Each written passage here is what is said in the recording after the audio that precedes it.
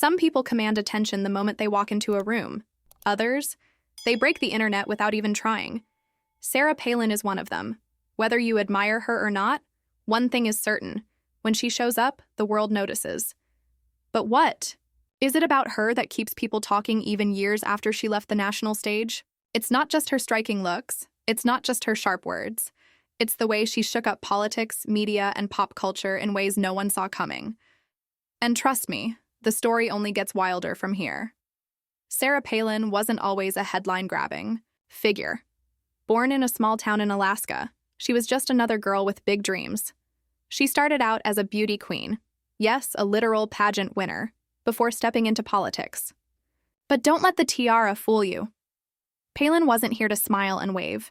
She had ambition, and nothing was going to stop her. She became the youngest governor in Alaska's history, proving she had more than just good looks. But here's where things take a turn. The year that changed everything. John McCain was running for president, and he needed a running mate who could shake things up. Enter Sarah Palin. No one saw it coming. A relatively unknown governor from Alaska suddenly thrown into the biggest political stage in the country? People had questions, and the answers, oh, they were all over the place. Some saw her as a breath of fresh air, relatable, outspoken, fearless. Others, they thought she was way out of her league. But love her or hate her, one thing was obvious. People couldn't look away. Her speeches were electric, her energy unmatched. But with fame comes scrutiny, and Palin got more than her fair share. The media picked apart everything, her accent, her policies, even her family. Every word she spoke turned into a headline. Every interview became a viral moment. And then came that interview, you know the one, the infamous exchange where she was asked about foreign policy and gave an answer that still gets replayed to this day. Some say it exposed her weaknesses, others argue it was an unfair setup. But regardless of opinions, that moment became a turning point. After the election, most vice presidential candidates fade into the background. Not Palin. If anything, she became an even bigger phenomenon. She left office as governor, shocking everyone.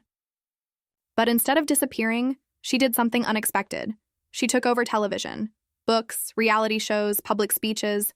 Palin turned herself into a brand. And it worked. Her supporters loved her authenticity. Her critics couldn't stop talking about her.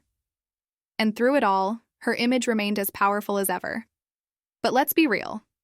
Sarah Palin isn't just a political figure. She's a cultural icon. Think about it. How many politicians have inspired skits, impersonations, and endless memes the way she has?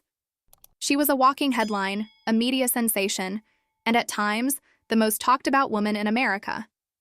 Even today, when her name pops up, people have strong opinions. That kind of impact? It's rare. Now here's something to think about. How did she manage to stay relevant for so long? Was it her no-filter attitude? Her ability to connect with everyday people? Or was it simply the fact that she knew exactly how to keep people? Guessing, one thing is for sure, whether you appreciate her or not, ignoring her, that's never been an option. So, what's your take? Do you think Sarah Palin was underestimated, or was she exactly what her critics claimed? Drop your thoughts in the comments. And if you made it this far, you already know what to do. Hit that subscribe button, because there's always another wild story just around the corner.